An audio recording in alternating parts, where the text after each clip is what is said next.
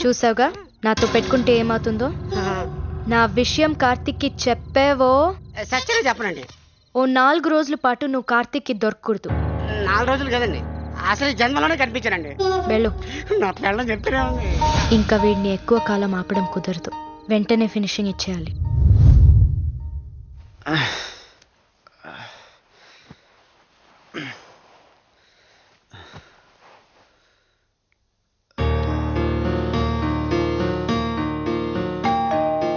కమెన్.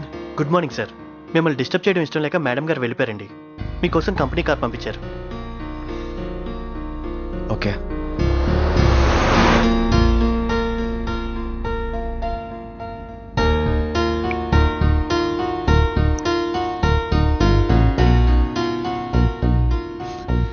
Switched ఆఫా? ఏమైంది ఇడికి?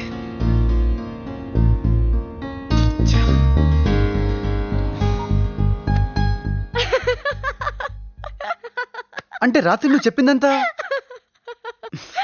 అనవసరంగా నీ వల్ల నా ఫ్రెండ్ అనుకుంటాం కదే. అసలు ఏం కావాలి నీకు? నీ లవ్. అది ఇంపాసిబుల్. నాకు నచ్చిన పర్ఫెక్ట్ అమ్మాయి నా లైఫ్ లోకి వచ్చింది. ఇంకా నన్ను నా సంతోషాన్ని నువ్వు కాదు కదా ఎవరూ ఆపలేరు. ఇప్పుడే వెళ్ళి శ్రావణికి ప్రపోజ్ చేస్తున్నా. నువ్వేం చేసుకుంటావో చేసుకో. అర్థమైందా? Good bye. రా. ఈ మూమెంట్ కోసమే ఎదురు చూస్తున్నాను. ప్రేమించిన మనిషి నమ్మక ద్రోహం చేస్తే ఎలా ఉంటుందో నీకు ఈరోజు బాగా అర్థమయ్యేలా చేస్తా.